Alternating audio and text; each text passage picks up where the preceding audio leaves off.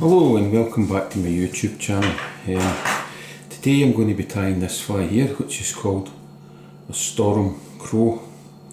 Great fly for a big wave, and it comes from Stan Headley's last book, Reflections of the Loch.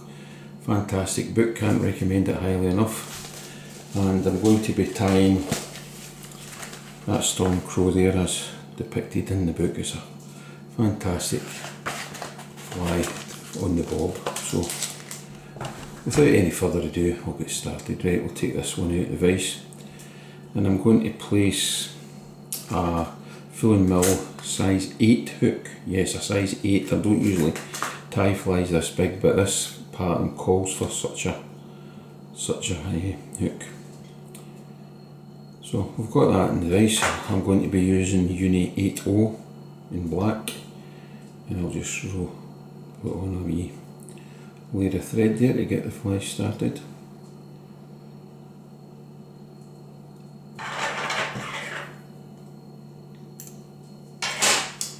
And first thing we'll do is put in some cock pheasant, and it calls for scarlet red. Well, I'm not sure if this is scarlet. It is a red, it's more a kind of, I don't know, it's quite an orangey red, but that's all I've got at the minute, so we'll get that put in there, like that.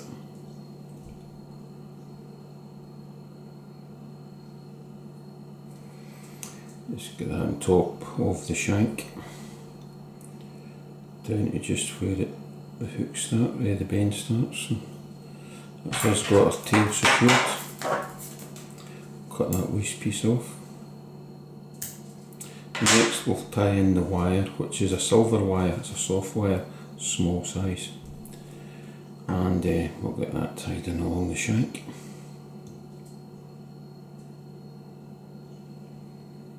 It's a fairly easy fly to tie. Only trouble some people might have is tying in the double hackle on the body, but we'll get to that sooner or later. Right, next I'm going to dub in some black seal's fur. Before I do that, I'll get some wax on the thread. We're going to be using this black seal's fur from Vineyards. So, as always, not too much. Sometimes your seal fur can kind of dry up. This is fairly new stuff that I got, so it's it dubs on fairly well. I've had seal's fur in the past, a lot of trouble with it. It's when it dries up, that's when you get the trouble. And if you try to put on too much, which I did in my early days. Right, so here we go, put on this seal's fur and just wind that up the body. Don't want it too tight because you want it to be a wee bit spiky, the body to be a little bit. I'm just a wee bit short there, so I'll get another little bit of seal's fur there. Get that dubbed on.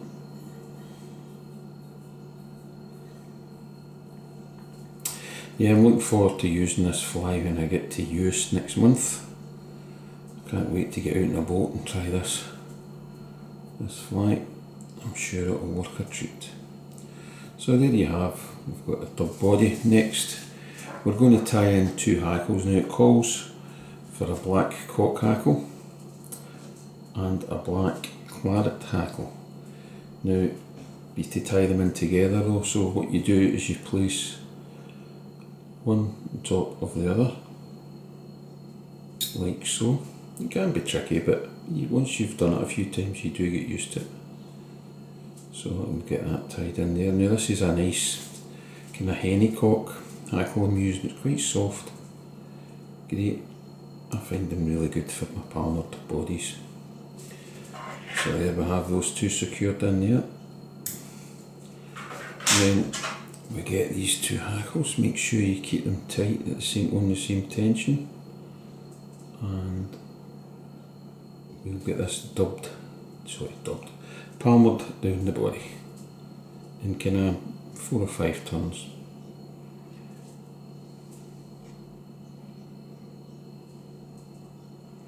So it's quite a big fly this. It's not the kind of size of fly that I usually use, but I've just because I'm heading out there to the Outer Hebrides on a boat, hopefully doing a bit of boat fishing. These are the type of patterns that are required in some cases. So there you go, we just catch those hackles in there and rib the fly with the silver wire in possibly about 4 open turns, maybe 5, considering the size of the fly. Another one, we need another one. So there we go, pick that up, catch that in, always keeping the tension on it. About 3 tons. Tension on it, right, we'll cut this waste piece off. Then just pull everything back here. Just another couple of turns there. And then just twist and break off the wire. So it's a big bushy fly, it looks quite messy at the minute. In fact, it's quite a messy fly even when it's finished. But yeah, there we have that complete. Now we're going to tie in some French partridge. I've got a big bag of French partridge here that I've had for a while, so I've selected a hackle and one that I think might be about the right size. So we'll just secure that in there with a couple of turns. And we'll cut this waste piece off. There's a wee hackle there that's in alignment. And we're now ready to wind the final hackle on. Now you've got to be careful. The one I tied earlier is maybe slightly overdressed a wee bit. So what we do first of all is kind of break up those fibres, just stick at them so they don't all stick when we're winding them round. So we'll give this maybe 2 or 3 turns. So the last one I made, I think I maybe made a little bit too heavy. But, oops, there we go. We'll need to take that. Okay. Oh dear. We'll secure this in this time. I should have maybe put a bit of wax in my thread, but anyway, that's us. Hopefully it'll stay in this time. So again, once again, get the waste piece cut off. And as I said, wind the final hackle on. 2 or 3 turns maybe do it, hopefully.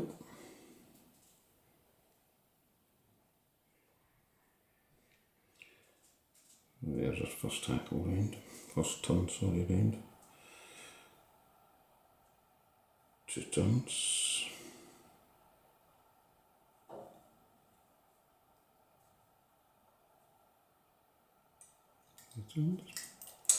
And possibly just 1 more turn. Yeah, that's fine, that's ideal. Ideal.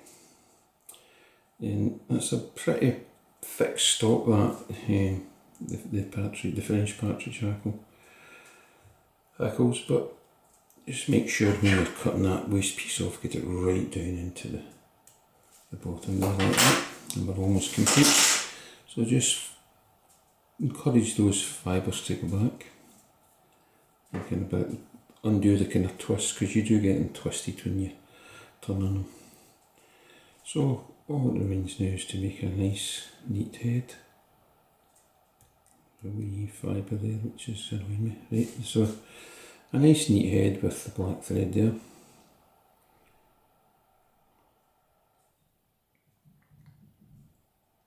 Just see if that's alright on that side, yep. So fly's almost complete. I'll give this a 3-turn whip finish. So that's my usual way to finish off the fly.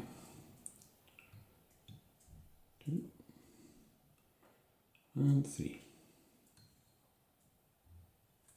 Cut off our thread.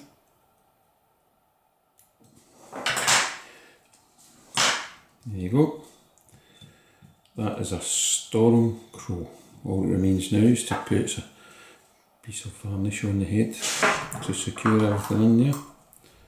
So I usually give it a couple of coats, so give it one coat obviously just now. Let it dry in, let it soak in. Doesn't take long, a good 5-10 minutes, and then you can go back with another coat. So there you go. Make sure your eye's clear of any varnish. So there you have it. A Storm Crow, as devised by Stan Headley. Are a fly of great repute for wild lochs, and especially in a big wave. So there you go, that's a Storm Crow. Hope you enjoyed that, and if you did enjoy it, give us a thumbs up and maybe leave a comment in the box below. Thanks for watching. Until the next time, bye.